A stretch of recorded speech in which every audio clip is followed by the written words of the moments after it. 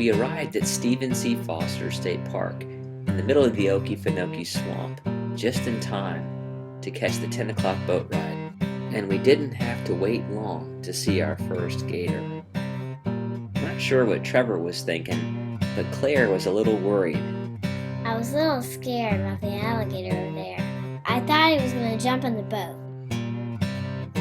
Sam Williams, the assistant park manager, and Karina Villegas were our tour guides. We were barely into the channel when Karina spotted a red-shouldered hawk. We meandered down the channel until we reached the majestic open water of Billy's Lake.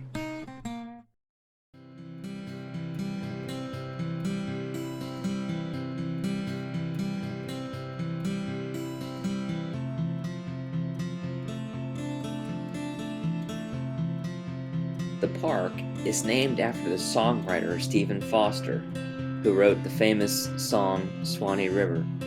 In fact, Billy's Lake is one of the forks of the Swanee, which drains 85% of the swamp.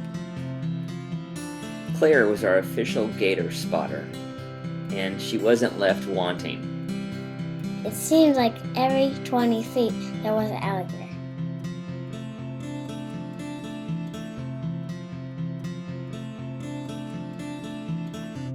The black waters of the swamp are caused by the tannic acid from decomposing plant material.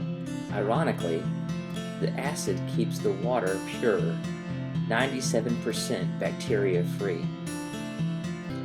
Sam and Karina provided an excellent history and commentary about the park and the swamp, and if my mic had been turned on, you'd be able to enjoy it as much as we did. Okefenokee is a Native American word for trembling earth, and here's why. Methane gas causes the peat to rise to the surface, where grasses take root and eventually cypress trees grow. Karina showed us a pretty yellow bird that's known as the swamp canary. These roots of these plants are called gator taters because they're bumpy like an alligator. The people that lived here ate them like potatoes. The wildfires of 2007 burned the swamp badly, but only a few charred stumps were in evidence. We turned down Millie's Run for a look at some of the more narrow spots in the swamp. There are canoe and kayak-only trails that lead into the deeper reaches of the swamp to platforms where you can actually camp out overnight by permit only. Now that's awesome. You gotta swat quickly so the yellowflies don't get you. Of course, they're not really this big. The park also offers boat and canoe rental and a boat ramp, a nature trail with boardwalk,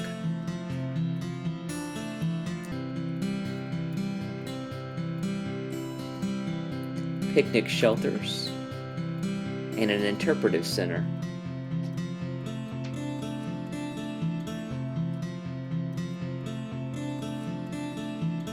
It also has 9 rental cottages that were really comfortable, and 66 tent and RV campsites, a friendly park staff, and a visitor center with plenty of fun things to take home.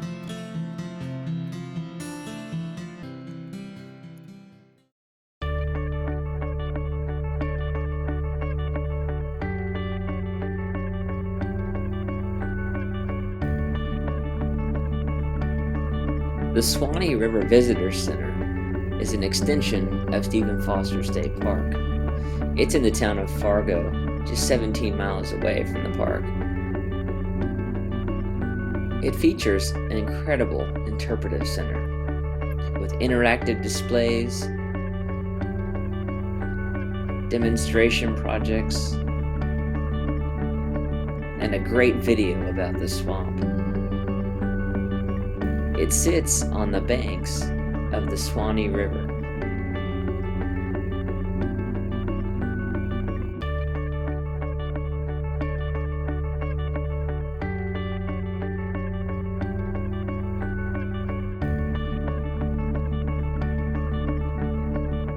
The Visitor Center has a LEED certification that stands for Leadership in Energy and Environmental Design. The program is based on credits earned for things like solar energy, composting toilets, and other green building practices.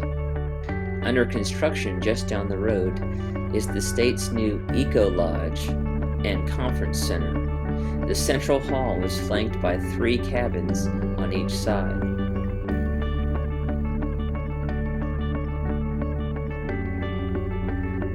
The new facility, slated to open soon, also incorporated green building principles for reuse and recycling.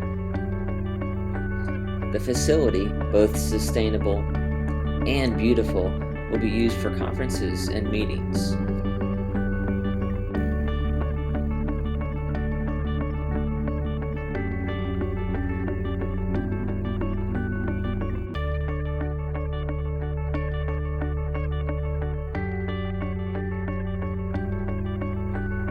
Unfortunately, due to budget constraints, the front landscape master plan will have to be scaled back. Georgia Master Gardeners, here's your blank canvas. For more information about Stephen C. Foster State Park, the Swanee River Visitor Center, and the Swanee Eco Lodge, visit www.getoutdoorsgeorgia.org.